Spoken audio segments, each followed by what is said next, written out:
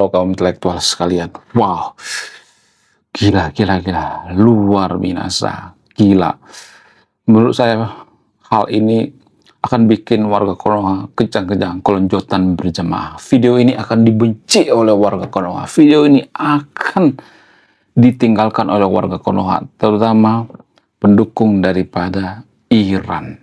Jadi guys, baru-baru ini kalau saya perhatikan, Iran malah ngemis-ngemis untuk berdamai terhadap Amerika. Wow. Gila, gila, gila, gila. Kita harus mengapresiasi sebesar-besarnya tindakan daripada Iran ini. Kenapa kita harus mengapresiasi? Karena secara tidak langsung Iran ini menunjukkan kedunguannya. Dulu mereka keras kepala, sekarang ngemis-ngemis. Kita harus mengapresiasi kedunguan daripada pemerintah Iran ini.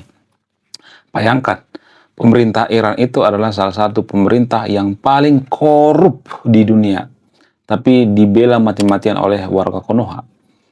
Saya nggak tahu apa alasannya. Mungkin, ya biasanya orang yang korup akan membela orang yang korup juga gitu. Maling membela maling.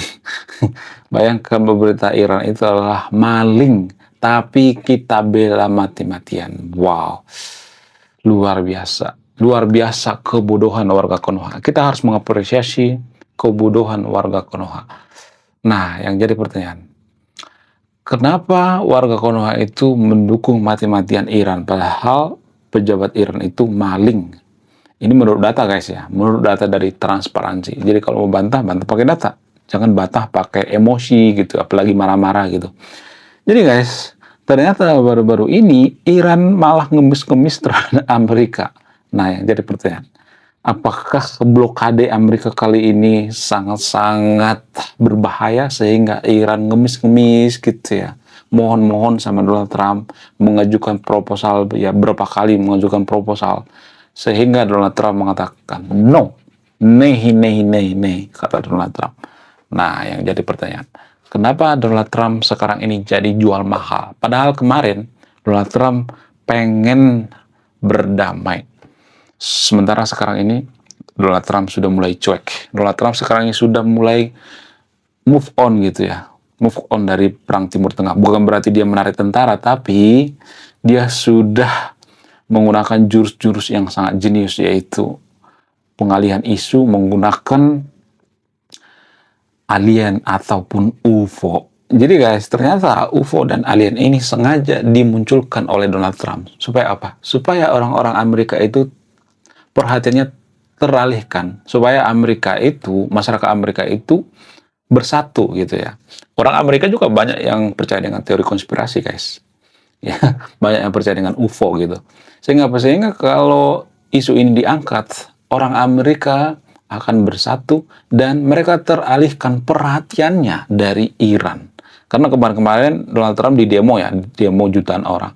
Ya, jadi Donald Trump itu menggunakan isu ini untuk apa? Untuk mengalihkan perhatian Amerika terhadap Iran. Biar dia nggak ditekan terus gitu. Karena Donald Trump baru-baru ini mengatakan, kenapa warga Amerika begitu julid sama saya? Dulu waktu perang Vietnam bertahun-tahun nggak ada tuh yang marah.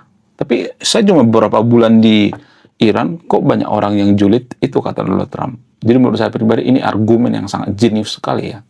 Kemudian orang Konoha juga benci banget dengan Donald Trump. Bahkan banyak yang mendoakan Donald Trump kena angin duduk lah, apalah. Jadi dua warga Konoha itu jahat banget guys. Ya, sebelum adanya media sosial, saya tidak nyangka warga Konoha itu sejahat itu. Dulu sebelum ada media sosial, saya tidak nyangka warga Konoha itu sebodoh itu. Saya dulu nggak percaya kalau IQ warga Konoha itu 78. Enggak. Setelah saya jadi konten kreator, saya baca komentar-komentarnya. Lah, kok gini komentarnya? Oh iya benar ya, ternyata IQ warga Konoha itu 78. Dari situ saya baru percaya guys. Dulu saya nggak percaya.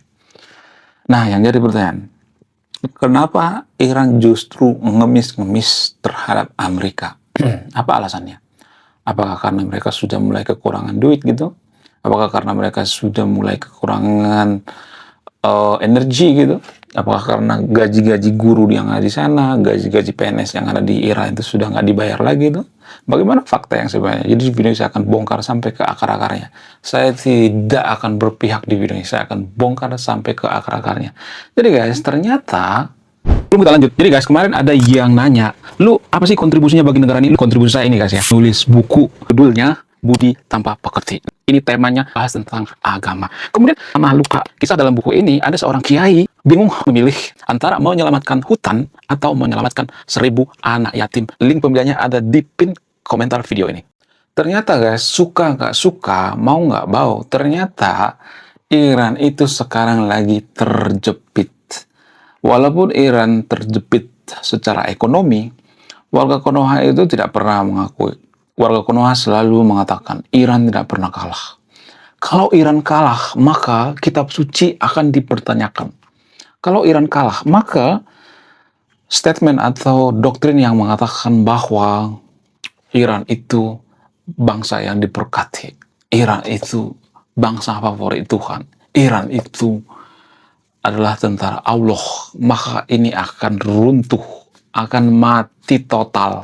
Sehingga apa? Sehingga mau nggak mau, suka nggak suka, walaupun terlihat konyol, walaupun terlihat bodoh, walaupun terlihat tolol, warga Konoha itu tetap mengakui bahwa Iran itu kuat, Iran itu perkasa, Iran itu luar biasa. Gila, gila, gila. Nah, yang jadi pertanyaan, kenapa kita itu tidak mau introspeksi diri? Nah, ini yang jadi pertanyaan. Penyakit bangsa kita itu tidak mau introspeksi diri. Kita ambil contoh lain misalnya. Kalau misalnya nih pejabat Konoha itu kerjanya nggak beres, ya korup dan sebagainya, bisa kita akan ngata-ngatain. Ekonomi saya hancur karena pejabat Konoha nggak bisa kerja. Pejabat Konoha itu korupsi, ya. Pejabat Konoha itu harus didemo, ya, harus diturunkan dan sebagainya. Padahal mereka lupa waktu kampanye mereka juga terima duit sogokan dari pejabat tersebut. Ya sudah nggak rahasia umum lagi kan, apalagi DPR di Konoha. Kalau nggak nyogok nggak bakal menang tuh. Disogok misalnya 200 per kepala atau 100.000 per kepala. Itu artinya kita sudah dibayar di depan. Lalu kenapa komplain kalau mereka nggak bisa kerja, ya kan? Itu yang jadi permasalahan. Kemudian selain itu ya kita selalu menjelek-jelekan pemerintah. Ya pemerintah nggak bisa kerja, ya bla bla bla. Padahal pada faktanya yang milih mereka kan kita. Warga Konoha itu memilih pemimpin itu berdasarkan apa? Yang pertama itu kan seiman.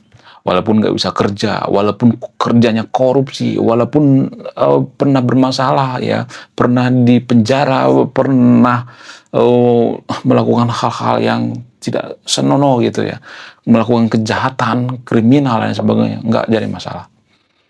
Yang penting seiman, ya. Jadi ini misalnya ada dua calon ya. Katakanlah dari Kristen misalnya, ini dari seiman dengan mereka misalnya. Nah, walaupun ini bermasalah, walaupun ini nggak jujur, ya mereka tidak akan memilih Kristen, walaupun Kristen jujur, baik gitu ya. Kenapa? Karena itu namanya culture. Kenapa bisa seperti itu? Apa alasannya? Karena doktrin. Doktrin apa? Doktrin agama. Ya, suka nggak suka warga Konoha itu dipengaruhi oleh doktrin agama. Pilihlah pemimpin yang seiman, itu kan doktrin ya. Ya nggak sih? Salah gitu sebenarnya. Jangan pura-pura nggak tahu deh, jangan kura-kura dalam perahu, pura-pura tidak tahu. Jadi guys, itu menentukan kemajuan bangsa kita. Makanya kalau ada warga Konoha yang mengatakan, kok lu bahas agama? Ya gue bahas agama itu karena agama itu mempengaruhi kemajuan suatu bangsa, coy. Berkali-kali saya mengatakan. Contoh sederhananya ini, memilih pemimpin kita itu berdasarkan seiman kan. Kalau ada yang tidak seiman dengan kita, walaupun jujur, walaupun baik, kita nggak bakal milih itu. Sehingga apa? Sehingga agama itu dipengaruhi. Sangat mempengaruhi.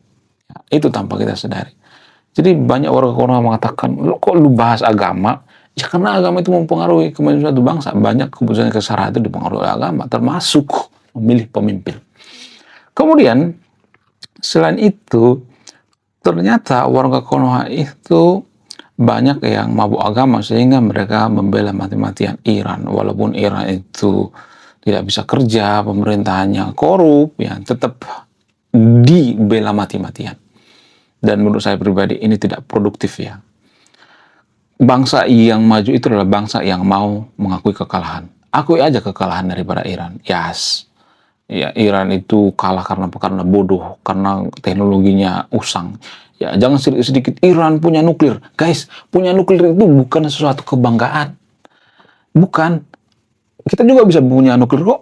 Tinggal ngegaji ilmuwan gitu ya. Tinggal copy paste gitu kan udah ada rumusnya tuh. Yang hebat itu adalah yang menemukan nuklir, bukan yang mengkopi nuklir. Iran itu bukan menemukan nuklir, tapi mengkopi nuklir. Ya, sekali lagi saya katakan, yang hebat itu adalah Amerika. Yang hebat itu adalah Albert Einstein, Oppenheimer, dan sebagainya, dan kawan-kawan. Itulah yang menemukan nuklir, bukan Iran. Iran itu cuma niru. Kalau yang menemukan nuklir itu adalah Iran, itu menurut saya pribadi sah-sah aja, nggak jadi masalah, nggak boleh dilarang gitu ya. Kalau mereka punya nuklir, sah saja gitu. Sama seperti Konoha, kalau Konoha penemu nuklir, ya sah aja kita punya nuklir kan. Tapi kan yang menemukan nuklir kan Amerika, orang Yahudi coy, yang kita kata-katain tiap hari gitu. Ya kita nggak boleh melarang mereka gitu. Ngapain dilarang-larang? Ya kita nggak boleh melarang Amerika punya nuklir gitu, karena mereka yang punya nuklir. Ibaratnya mereka yang punya hak paten, sekutu yang punya hak paten. Ya hak mereka melarang nuklir kan. Kalau mereka misalnya ngasih nuklir ke Israel, ngasih nuklir ke China, ya kan itu berdasarkan kesepakatan, berdasarkan perjanjian, berdasarkan kejujuran. Karena mereka sudah percaya, ya udah dikasih gitu. Lalu bagaimana dengan Iran? Iran itu kan ilegal. Karena yang menimbulkan nuklir itu bukan mereka. Jadi ini ada semacam kesalahan fatal di Konoha. Warga Konoha mengatakan, oh Iran hebat karena nuklir. Itu statement yang sangat-sangat logical fallacy ya. Itu statement yang sangat fret sekali ya.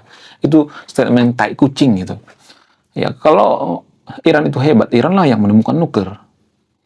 Pada faktanya bukan Iran kan. Ya jadi mereka ilegal. Ada copywritingnya gitu. Ada hak ciptanya. Yang punya hak cipta nuklir siapa? Amerika. Ibarat lagu ya, kita nyuri hak cipta orang lain gitu. Harus izin dong sama yang menciptakan lagunya. Tapi hal sederhana seperti ini nggak bisa diterima oleh warga Konoha karena otaknya di bawah standar gitu ya.